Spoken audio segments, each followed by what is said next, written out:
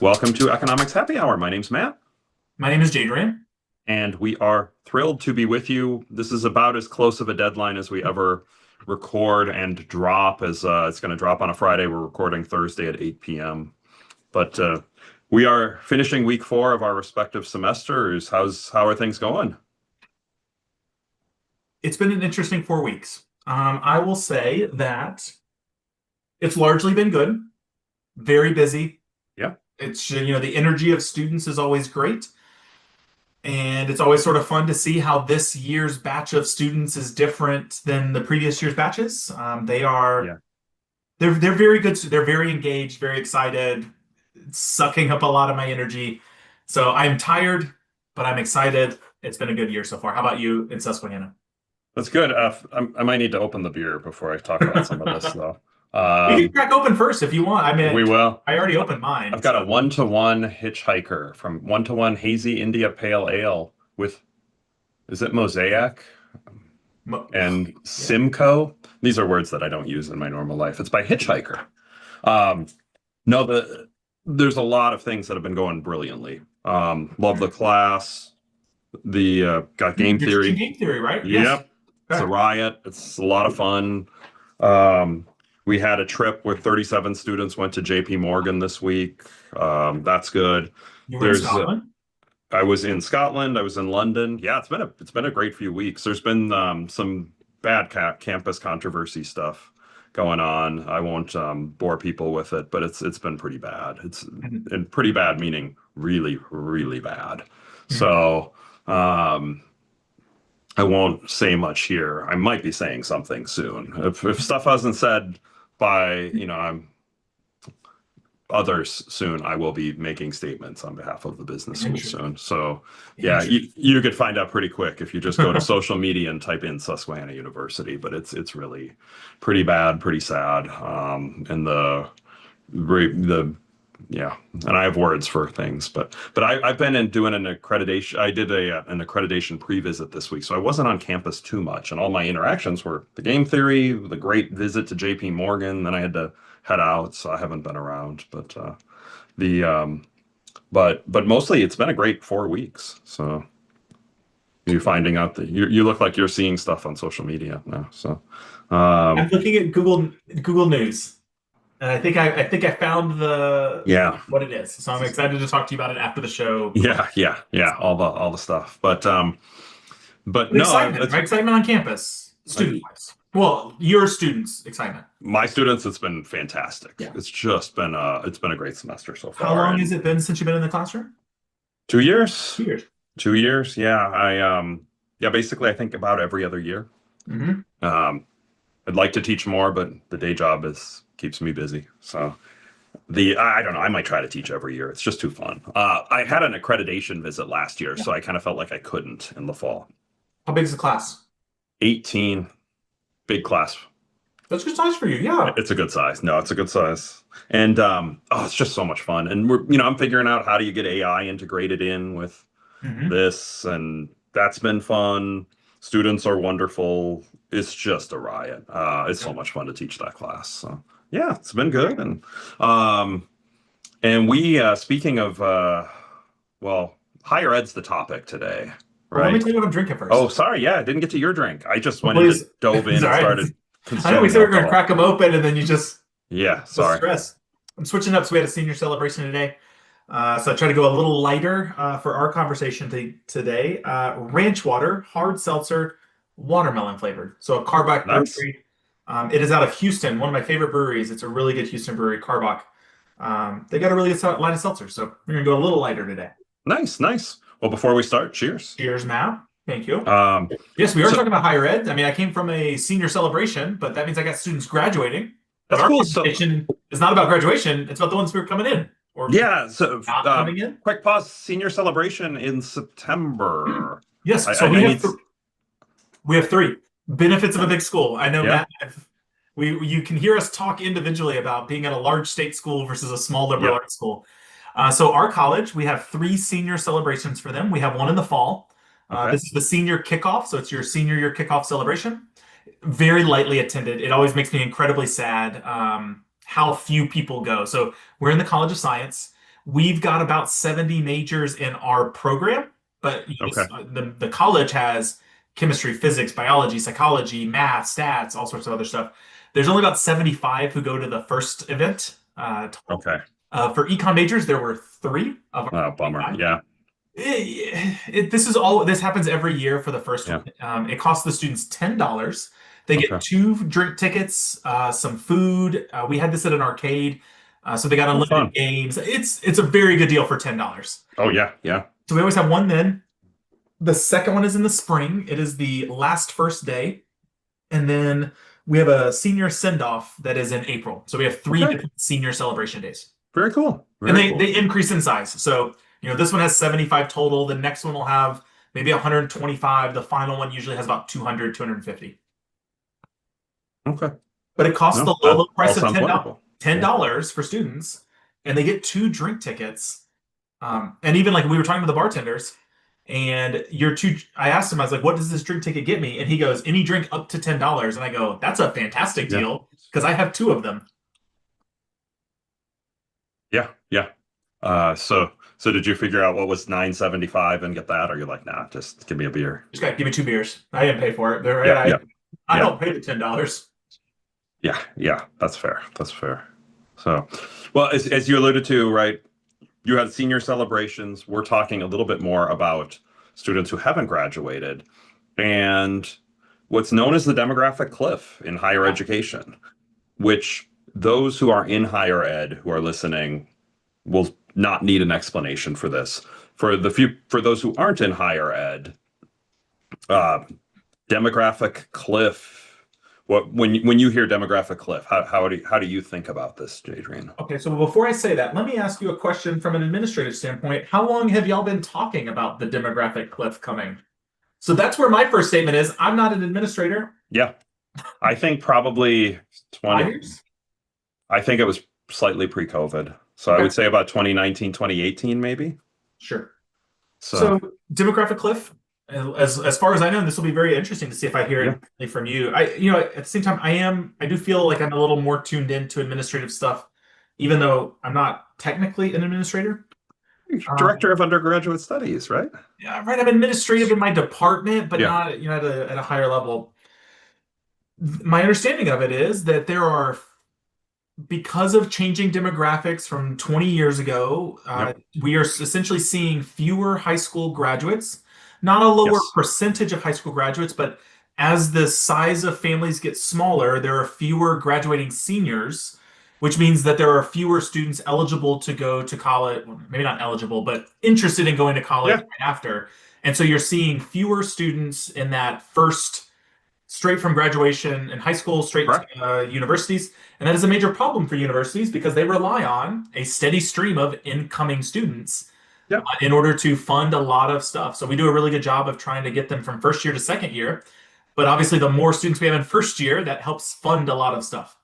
Yeah, no, I think it's absolutely right. The cliff really 2026 is kind of the first year of the cliff, from what I understand it. And you'll see different things, but I've seen some say 2026 is actually the peak for a number of high school grads. I've seen some that say this is the first year they start to drop. This is nationwide. Different states have had different things. Pennsylvania's actually already started to drop. But overall, from I believe 2026 to 2029, the numbers that I've seen, different estimates, the number of high school grads drops by like 12 to 15% nationwide in the next 3 to 4 years. Let's be really clear here. It's not, so you're absolutely right the way you're saying it. So I'm not trying to correct you in the moment. There are fewer students graduating, like as a whole number, that is like 12% less than last year. And so this is when we talk about demographic cliff, it is what's facing sort of college educators. The same percentage of high school students are graduating. Correct. Yeah. Right. And that's always that really tricky thing is like when we say 12% fewer high school graduates, it's not that the high school graduation rate is coming down. It is that there are just fewer physical students because and if you kids. And if you trace back 18 years from 2026, what major event was starting in 2000? And what was 18 years? Okay, the recession. Yeah. So it was like 18 years. Was that 18 years ago? Yeah. So the Great Recession, right? Okay. When the Great Recession happened, birth rates dropped by about 12 to 13% over a 3-year period. And okay, so it's kind of, outside of any immigration, we kind of know how many 18-year-olds we're going to have 18 years in advance. So we've known about this for a long time. And I think that's where I asked you that first question is Yeah. we knew that this was coming. It was Yep. always a question of sort of when is the big drop off coming? Because we were also sending more students to college. So I think we were doing since the recession a better Yep. job of getting students into college, even though there were fewer students, like this sort of like Correct.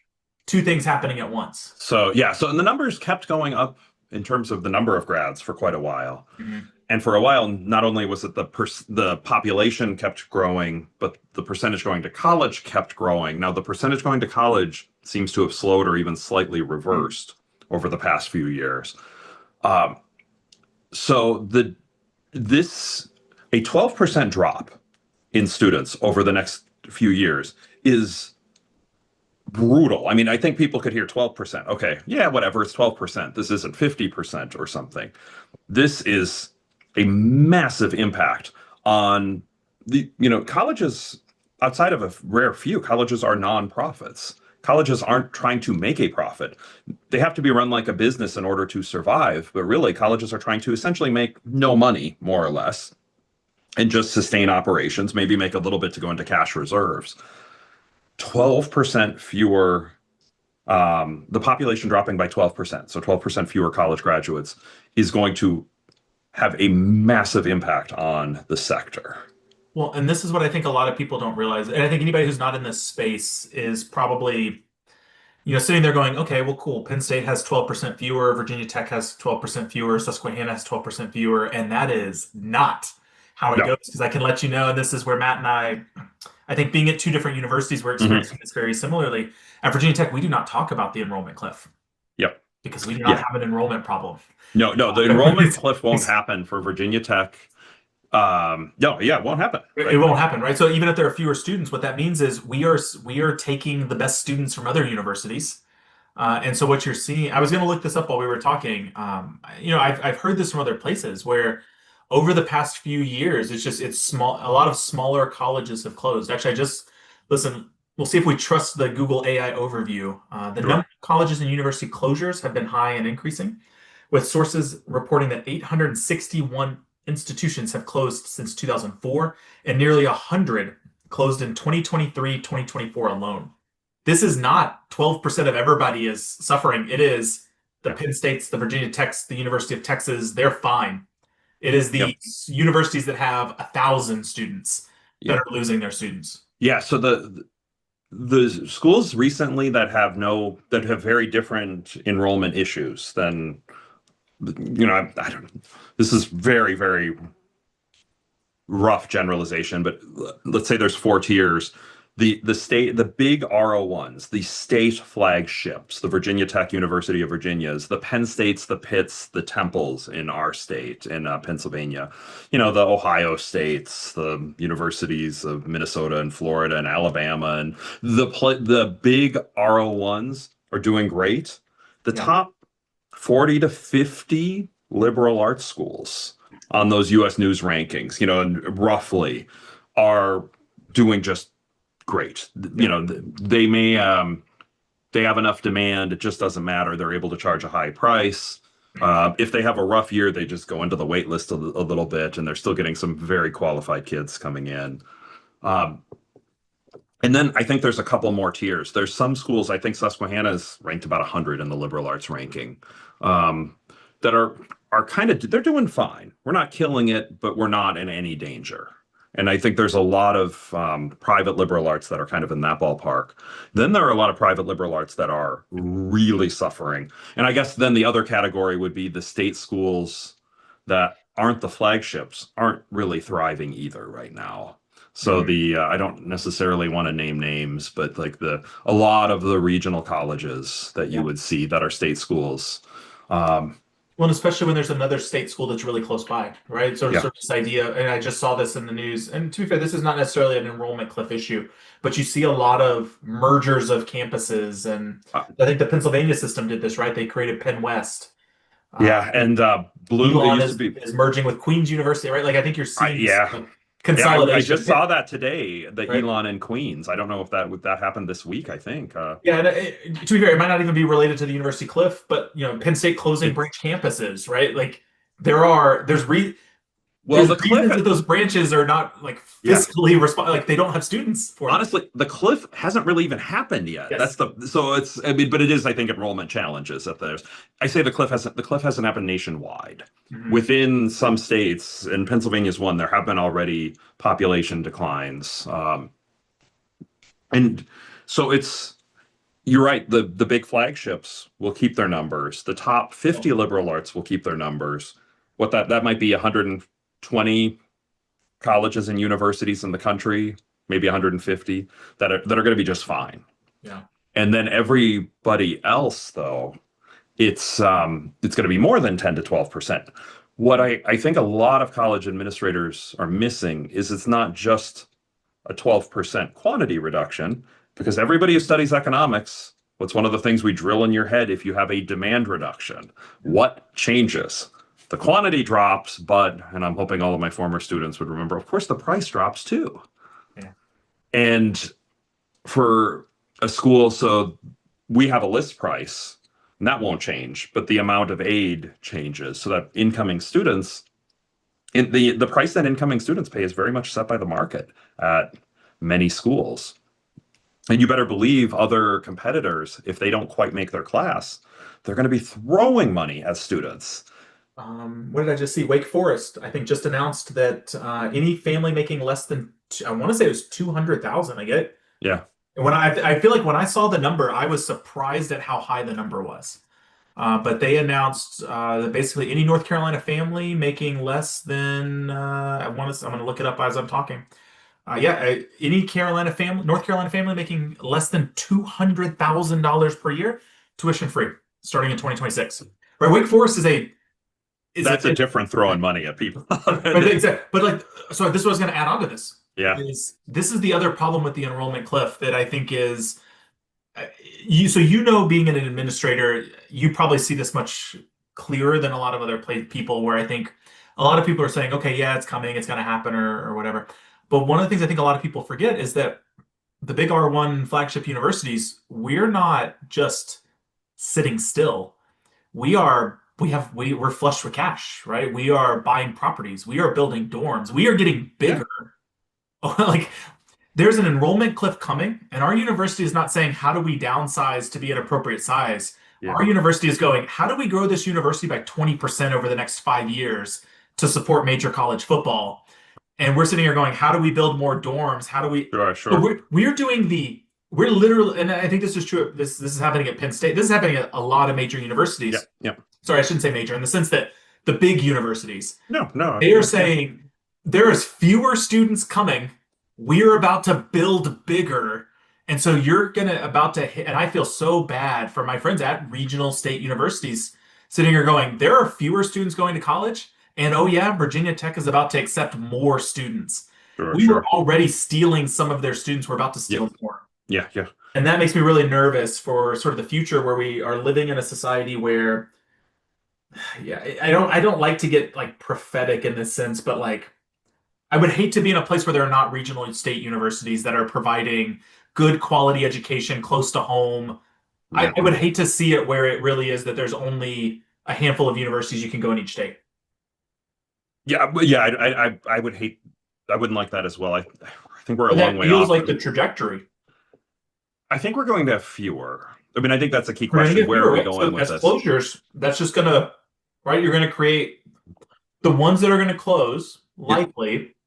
Well, actually, I don't know. Let me ask you that. If a university is gonna close, because I know of one in my head that I'll say in a second, but a university on the margin, what sort of university is closing? It's a small one, probably. Yeah, so I mean, so it was Lock Haven and Mansfield got absorbed to be part of Bloomsburg, essentially, and it's called Commonwealth University.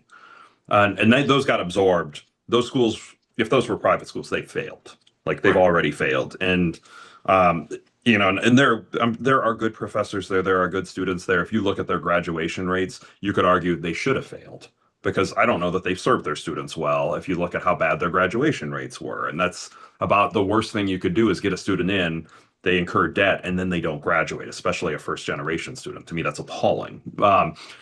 So those types, but so there is an interesting question of what's the right number of colleges. And I'm reading a book. Like I read some books that I don't necessarily think I'll agree with on the title. I'm reading a book now called Why. I think it's called Let Colleges Fail. Okay. I believe it's by Richard Vedder. I'm going to confirm this in 2 seconds. Well, as you're confirming that, I'll tell you Yes. the one that I was talking about is the Cabrini University. Okay. Just closed down not that long ago. Right, so sort of outside of Philadelphia, Philadelphia Well, suburbs. and Philadelphia School of the Arts closed down not that Philadelphia long School of the ago. Arts closed, right? Penn State is closing branch campuses. And my Yep. understanding from my time at Penn State was that the branch campuses were created so that basically anybody could go to a university within 100 miles of their home. I think that was sort of the story of why these existed. I think so, but so the question I would ask is, do you think there should be a Penn State Harrisburg and a Penn State York? No. Yeah, yeah. I mean, like Listen, that's I'm definitely of the opinion that there were too many branch campuses. There were several. So the way that I was phrasing it as there was yeah. too many was in the sense that yes, there are some that are geographically close. Yep, yep. There were some that had enrollments that were smaller than my biggest class at the main campus. And I was just sitting here going, how can you Wow. ask me to teach 700 people in one room? Yeah, When yeah. one campus has 700 students total. And like, that does not make sense That's from an economies of scale perspective. no, You're that's right. No, there were locations where it seemed like there yeah. were too many, but access to education, right, is really important, especially. And okay, I know that. So listen, I don't work at Penn State anymore, so I'm happy to say it. I don't care. The branch campuses are like community colleges. They're not. They're not community colleges, and for Penn State will be very mad if I say that. But they were like community colleges, Yeah. and community colleges are incredibly important. And so I don't say Yep. that in a demeaning way. I say Yep. that in the sense that community colleges are incredibly important for older adults, part-time students, students with low income who cannot afford to go to Penn State normally. It's amazing to be able to get a great education at a community college. And I think that's what makes me maddest about it, is in Yep. the sense that those are great opportunities for people who may not have the opportunity to leave, right? Like Yeah. if you're in York, Yep. your choices are a liberal arts college. You've got Penn State branch campuses, and you're if you're 30 with a family, you're not commuting back and forth to Penn State, and so your choices get really limited, and that is the part that I think that is frustrating, right? That somebody who is trying to do the right things doesn't have the opportunity to do that. Yeah. If that happens, that's true. Although, I mean, I think I guess I don't know all the community colleges. I know HAC is the acronym Harrisburg Yes, Area sure, Community yes. College, which is HAC's a great community college But if you system. even just at a 4-year university, Yeah, you 4 years. Carlisle. For publics, but there's a number of privates near them too, which in a lot of the privates really aren't more expensive than the publics, or they're very comparable. You're absolutely right. But that's what makes me nervous is that with the enrollment cliff coming, it's not coming for the it's not coming for a lot of the publics. It's hitting these smaller It might hit some of the privates. small privates. So the let colleges fail. That's a fascinating thesis. Is that if you look basically, it's like if you look at the U.S. economy, it's been the most vibrant in the world over the past 100 years, and part of it is the new companies coming up and creating new things and the creative destruction, and that's happened. And also the fact that some of what we thought were the amazing, unbreakable companies are bankrupt. And it goes into some data on like the top companies that no longer exist. Mm-hmm. And it compares that to the colleges. And you hear that in, okay, so if for companies, right, what we want is new products, new ideas that come out, and then a lot of things that were the best uh, simply don't even survive anymore because something new and better comes around. Why is Harvard still viewed as the most prestigious in 2025 when it was the most prestigious in 2075 and 50 and 1975, 1950, whereas the most prestigious company would have been different? And I thought that it's a thought-provoking question. Interesting. No, so I've heard this framed in a slightly different way. Is the idea is that Harvard is so great at educating people, why do they not educate more people? If you truly are great at what you're doing, why only educate a couple thousand people versus like, so the argument that I heard as the opposite Yeah. is that University of Toronto is one of the most amazing universities in Canada, and they are educating 50,000 people. Hmm. They're not educating 5,000. Yeah. So I've heard the same sort of story, right? Like if you are truly the best, right? You're the best Yeah. tech company. You're not just selling 5,000 products. You're the You're scaling. market leader.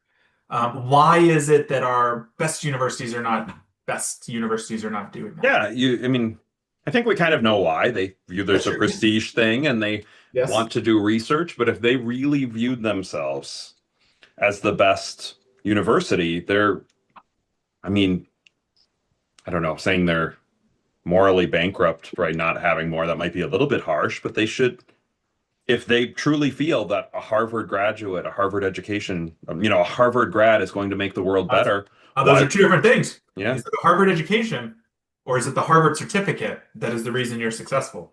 Well, I think that's a different day, I think. No, it is. I'm going to agree. It's probably more the certificate than from, but that's a different conversation. Yeah, that's a whole different episode. The signal. So let me bring you back to enrollment cliff. Yeah, Matt, as a liberal arts dean, yep, y'all are in a location that is not easily accessible. In some senses, that's good for you in terms of your brand, right? You come to Susquehanna, you're going to be in a college community. Yep. You're not going to be distracted. What sort of things does a smaller, because I say this from the Virginia Tech side, we don't care about the enrollment cliff. I'm sure there's administrators who do, but we're not getting that trickle down. Yep. What sort of things are you doing? So we started talking about this years ago. And so the idea is, what are we going to do to prepare? And the one is thinking, a key thing we started a while ago was we better do the best job we can possibly do to retain students.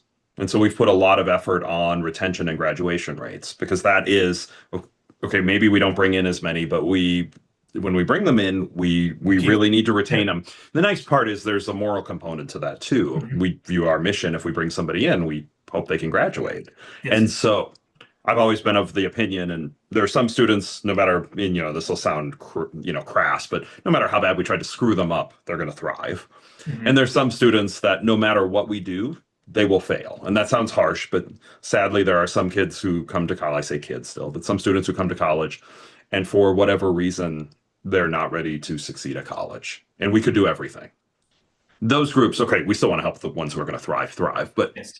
We can't worry about the one class. But there are some students in the middle that maybe don't quite, if they have a problem, they don't know where to go. And then if they don't go there, the problem festers. And then it becomes this big thing that might prompt leaving. Right. Like, so what are all of the steps we could do to make the processes simpler, to advise students better, to teach students better? We've spent a lot of effort. Our graduation rates have gone up about 7 or 8% in the last 7 or 8 years, really. And we still are striving for more. But so that's been one. We've talked about what new programs are in demand. And there's the question, they're in demand for students, but also that the students would teach what's in demand. Well, yeah. So we can hire people who can teach it, right? There's eventually you can hire the people to teach. There's the question of so our university launched a criminal justice, and we hired people to teach criminal justice, and that's actually been thriving within the business school. So it's calculated bets. We launched an entrepreneurship, and we launched entrepreneurship and corporate innovation, and we launched a real estate. And the entrepreneurship, we kind of had the folks, we had to convert a visiting line who was the superstar professor into a lecturer line. She's a professor of practice. Real estate, we had to hire a brand new person who is also awesome. Those are new majors. Those are calculated bets that they will grow. We're, looking at, are there alternative revenue streams that you could build? Like, we haven't necessarily like one example, we haven't rented out our space that much in the summer. Yeah. That's one example of perhaps an alternative revenue stream. But we're looking at everything knowing we could say, hey, there's still all these many thousands of students. We just need to get this small number of them. But realistically, our enrollments are going to drop slightly, and we need to be able to withstand that. The other thing Susquehanna has done really well is build up some cash reserves, which helps a ton, knowing if you do have a bad year, like we're in no threat of going bankrupt. Let me push you a little bit because I'm curious here. And Yeah, again, you can obviously decline to answer this if you feel like sure. it's inappropriate. You're talking about expanding into new areas that are really interesting and exciting. Has Susquehanna gone through the trouble of cutting lines that are not? Cutting things. Mhm. Yeah, Because so we've you think about it from a cutting business majors. standpoint, Yep, right? You want to yep, expand into markets that are potentially profitable, but that also yeah, means that that costs money and yep. then not pay off for a while. But are you doing the other side where you're cutting lines, cutting degrees, cutting programs that?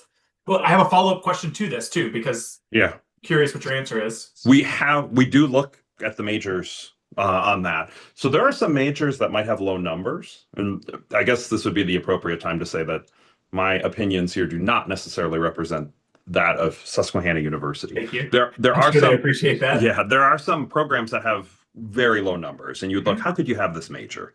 And they might have three or four professors in the major. You see where I'm about to go with Yep. my follow-up But question to this. but what those professors do Uh, um, sometimes in some certain majors is we do have university requirements that some people would have a foreign language, an ethics requirement, a diversity requirement, and often you have people teaching those classes.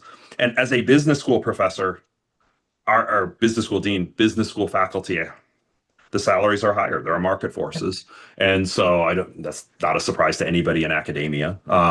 But because of that, actually, it's it's a good deal for the university to have 30 students, or I think our cap on some of our lower level could be 35 students taught, meeting a university requirement in some of these courses. So we have looked. It is, though, you raised the question, it's so much tougher to cut a program. so this It's where I was very going to add on difficult. top of that is, should a university only be concerned with the number of majors in a program?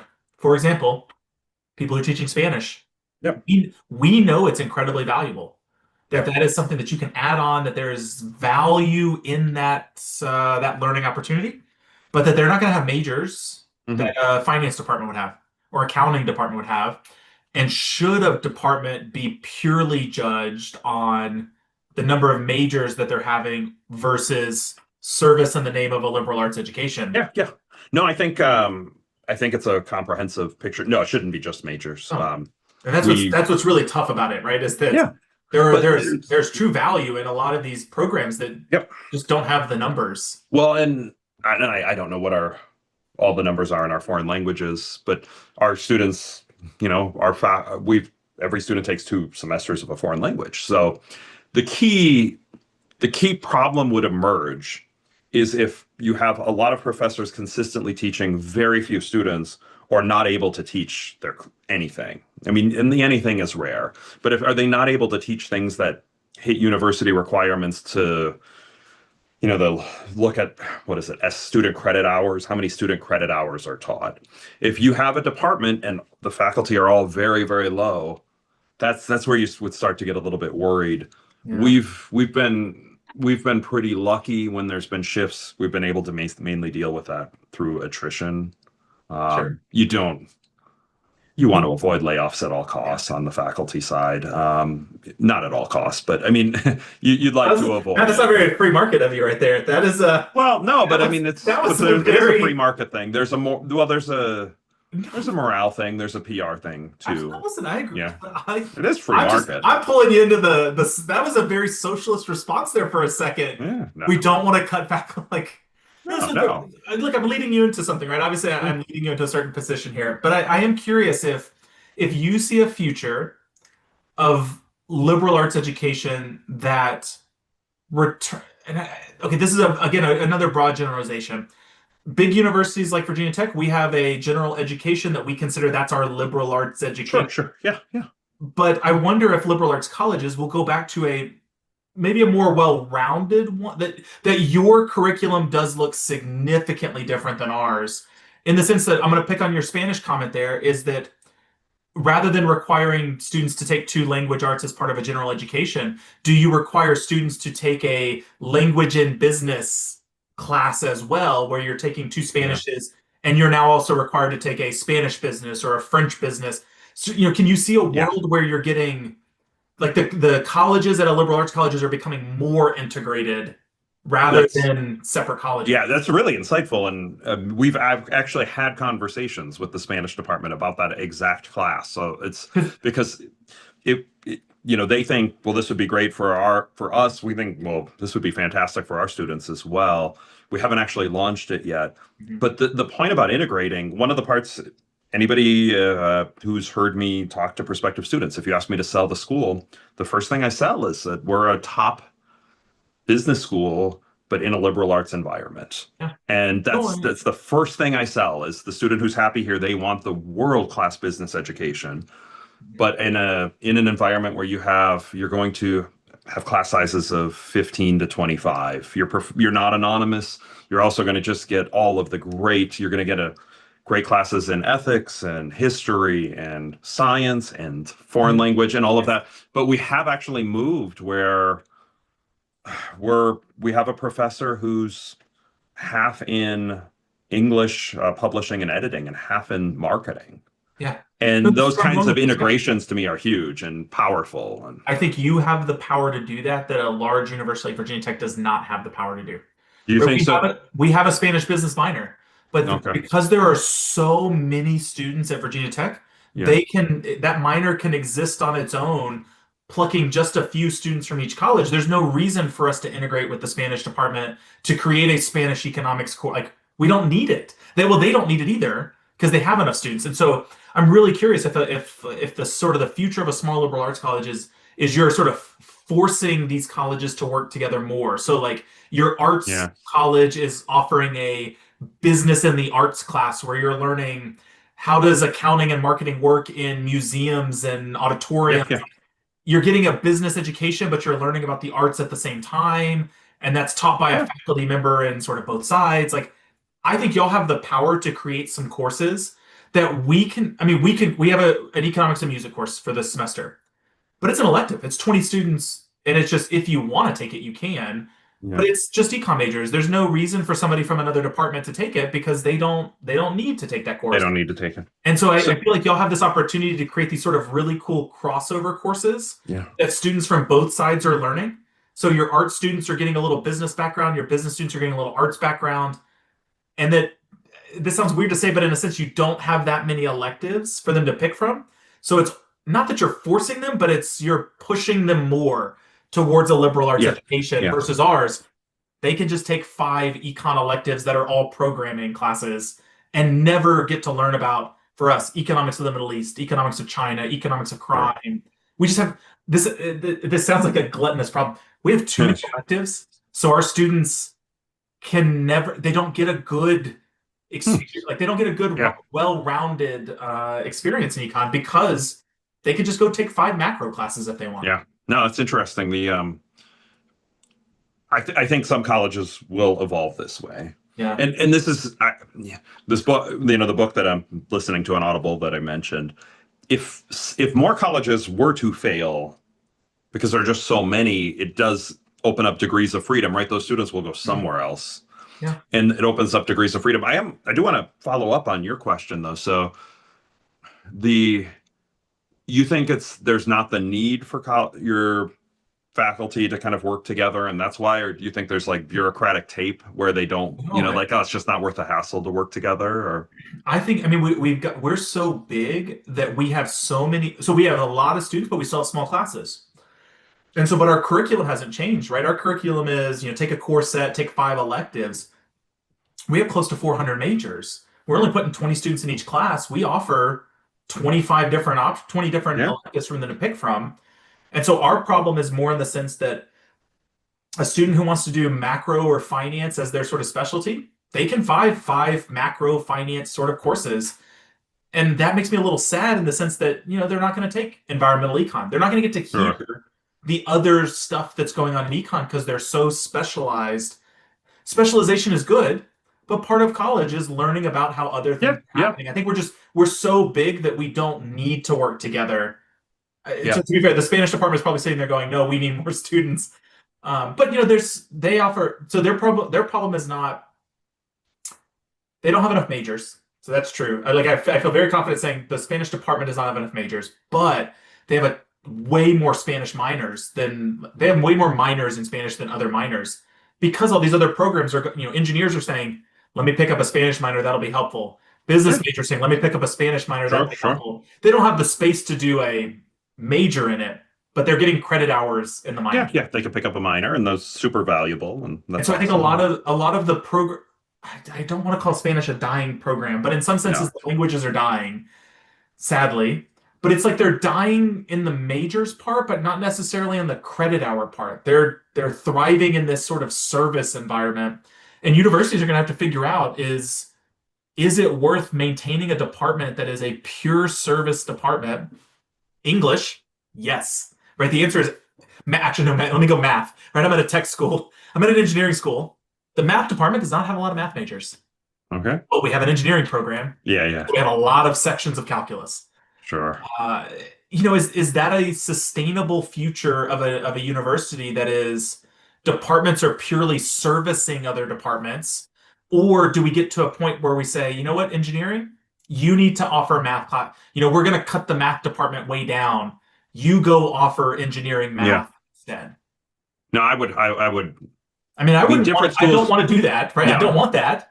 yeah, But if there's fewer students coming to universities, can a pure service department exist, or do those lines get sucked up into the majors that are using, into yeah, right? That you no longer have a Spanish class, you have a business Spanish faculty member that is teaching just business Spanish yeah, classes. yeah. At some Wow. universities, that will surely happen. Susquehanna, I can't fathom it happens at Susquehanna, and somehow I can't fathom that math goes away at Virginia Tech either. I don't think so either, but Like we're kind of rooted in the liberal arts, so I'm pretty confident we're good in I that. hear But about departments dying all the time. I hear yeah, about yeah, departments that are shut down, closing, moving, and I it sit there does. and It go, is. It's a I sit crazy there and I time. go, I think that's not my department. Yeah, yeah. No, it'll be a fascinating time. It'll be sad that, we're going to be kind of living through it, so it'll be a little bit more stressful, but it will be, it's kind of like our friend James Tierney would always mention he loves teaching in a crisis, in the economic crisis. The only interesting time to teach principles of macro is when something Yeah, yeah, bad is but happening. like so it'll be very interesting to go through this, but it I will be can a say crisis, from so a it won't be micro the most fun. standpoint, it is not fun to teach while trade wars are going on. Yeah, yeah. I do not get excited when the international trade section is coming up in my class. I sit there, Okay. and go, damn it, I don't want to do this. Yeah, yeah, yeah. Time to How go do do you my word service everything? to the profession. That's funny. That's funny. So I think we've probably gone a little bit long, but that's good because we've loved We're at this stuff. 45. We started a little late tonight. Oh, okay, this isn't so bad. This is But perfect timing, I think. I don't. Is there any before the pop culture? Any Well, I final think I things? picked on. I think I asked a lot of questions of you, and I appreciate your honesty because I asked you some tough questions, Oh, especially don't. from a dean's position. And I don't know if it's empathy, if it's I'm just an empath or something. I just I am a I've tried to explain this to other people. I don't know the correct terminology, so maybe you can actually help me with the word here. I have a very uh,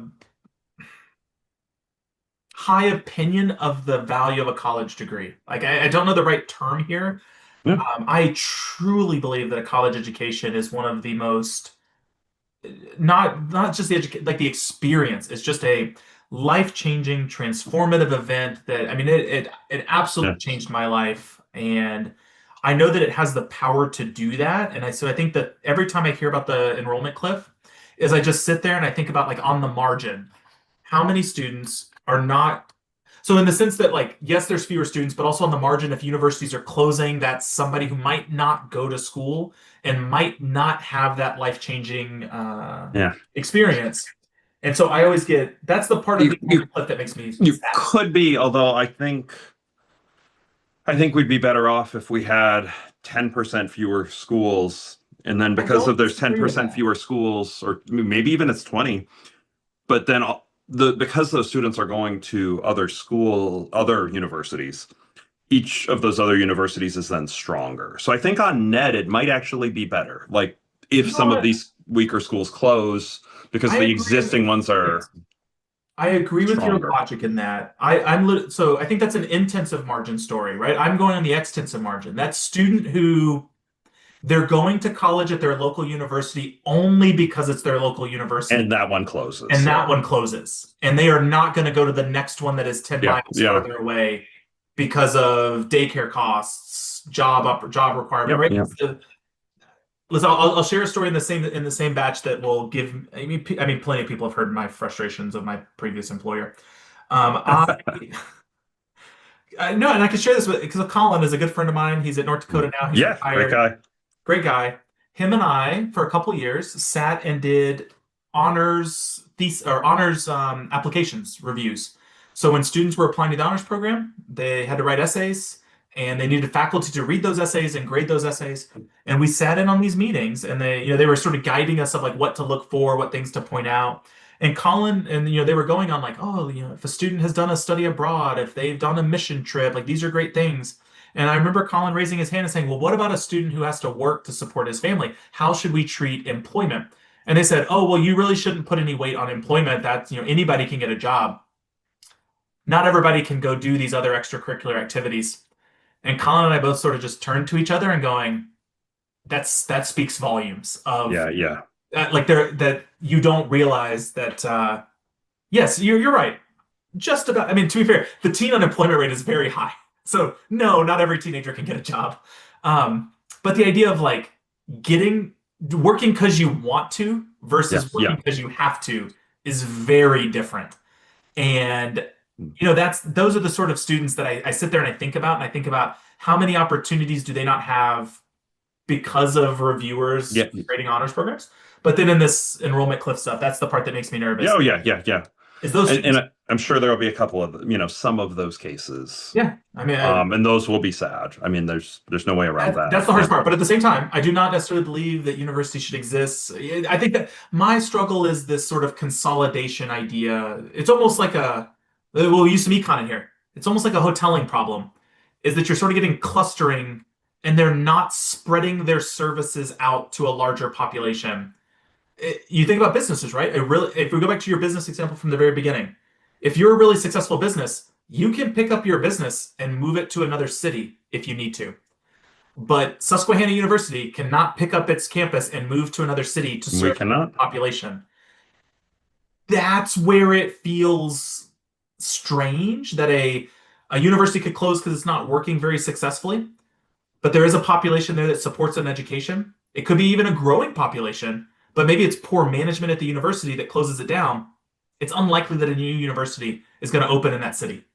So I think there's some sort of social, public good sort of problems that we. Yeah, I hear you. I think it's not quite as bad as you think, because I just think there's so many close. You could right. It could but change. That's the enrollment cliff. It could change. Take Harris. We'll end with Harrisburg. I think Harrisburg's a great example. Harrisburg's one of the saddest cities I think I've ever been to. In my mind, I'm like, it's the capital of Pennsylvania. This place is going to be Pennsylvania's a big city. That is a swing state. For anybody who's ever been to the capital of Pennsylvania. So within like 30-minute drive though of Harrisburg, basically. Well, Susquehanna's a little outside of 30, but there's Elizabethtown, there's Hack, there's Franklin and Marshall, which is one of the top liberal arts schools. There'd be Dickinson's within 30. There's Gettysburg. There's for now. But the enrollment cliff argument, right? So this is some of the them beginning of the enrollment cliff. What is it 10 years from now? 20 years from now? Right? Are those universities going to be there? Do they have the capacity to take on more students? Are they downsizing because they're seeing fewer enrollments, right? Yeah. That's where I'm at, is in the sense that is there great opportunities? And exactly what you said, if there's less demand, that's lower prices, but we know prices of salaries are going up. How are they balancing the paying professors more 10 years from now, but then also reducing list price for students? I think the reducing tuition is great while you have the money to do that. I think it's working right now. I wonder in 20 years, right, is that a sustainable model where a lot of the liberal arts colleges are able to offer those tuition discounts? Are they going to have to pay more money to faculty and tuition's going up, so the discounts are going up? And I don't know. These are the moments where I sit here and I go, thank God I'm at a big state university. Yeah. That I don't have these conversations, but I sit there and I go, what is the future in some of these cities where there's not a lot of great options? of all the stuff, yeah, I'm a little less pessimistic than you. I think there will be closures, but I don't think the percentage will be that high. Um, could 10% of the colleges be closed in the next 10 years? I'd be surprised if it's that high. I'd be I surprised. put it even not in the enrollment cliff side, but we've also seen poor fiscal management at a lot of these universities too, right? Oh, So is yeah. that if the closures are coming because of enrollment cliff, that's different than if a closure is happening in an area because Well, of there's fiscal management and there's some business demand climate. issues in general. Like people want to go to tech instead of a UVA local campus or whatever, right? I mean, Radford is our nearby okay, university. yeah, But yeah, but nobody there's they want to go to UVA. yeah, yeah. So, They're making the so wrong what? choice, by the way. So anybody who's listening to that, you made the wrong choice. So what's Man, the I don't have any pop pop culture. culture? I don't have pop culture. No. I mentioned a book. That's it. And then I for some reason I'm thinking of and this isn't an econ pop culture. It's just Bluto and Animal House saying 7 years of college down the drain. Animal House, right? I mean, it's nothing to do with economics, except 7 years of college would be very expensive. I do not recommend you do that unless you're getting a doctorate, right? I mean, So I can tell you a book that I am reading. You would probably appreciate this. I told Abdullah about this. yeah, A friend Abdullah, who is an associate dean at the Northern Kentucky University. yep, So I yep. told him about this because I just started reading this. I think you will also appreciate it if you have the opportunity. It's called Hacking College: Why the Okay. Major Doesn't Matter and What Really Does. Is that by, that's not by, Ned Scott Laff and Scott Carlson. okay, okay. That's not by So the it's wrestling been, thing. I think it just came out earlier this year. It's been really interesting. I'm about 70, probably about a third of the way into it. It's pretty short. Okay. But, it's sort of the argument that I say we as the academy, that we have done a poor job of sort of advising students to pick a major that will generate a job for them. And we have not done a Okay. good job of creating sort of a field of study to sort of help them see, so some of it, I can give you my example that I always tell my Yeah. students is when students tell me they want to major in business, and I go, what does that even mean? Everyone works for a business. Engineers graduate and go work at businesses. What do you mean you want to work at in business? And so it's that sort of idea is that like getting them to realize like what do you want to do? Do you want to go Yep. work in healthcare? Do you want to work in education? Do you want to work at a nonprofit? Like trying to get them to realize that you can Yeah. do all Yeah. sorts of jobs by majoring in all sorts of things, and that major does not equal Yeah. job. No, that's good. That's good. It's been really So, interesting so far. I've really enjoyed so it. you gave a book, so that's pop I'll count culture. that as my pop culture. I don't know that And that's pop culture. that's not maybe not pop culture, but that'll be good for now. I gave a book title. I gave an Animal House clip. The I think our listeners will have to forgive us if we don't come up with any other clips We had a this heavy time. topic today. I think that That was was a heavy topic. what The was the topic. on the queue, I just downloaded Our Dollar, Your Problem for Okay. one of my next audiobooks. It's by Kenneth Rogoff. It was highly recommended, but I haven't started it yet. So if any listeners have read it, hopefully you didn't hate it, because then I'm going to be sad if you say how terrible it is before I read it. But it came recommended. So I have a good rating on Goodreads. yeah, yeah. So that'll be That was good. one of the next reads. But Okay. how was your beverage? I only drink about half of it, but it helps clear out the fridge, and I think Nice. that's good enough for me. I don't need to consume the whole thing. Nice. Yeah, mine. I did need to, so it was delicious. But thanks for another great conversation. Thanks to everybody for listening. 5-star review, all the good stuff. Till next time. Cheers, Matt. Cheers.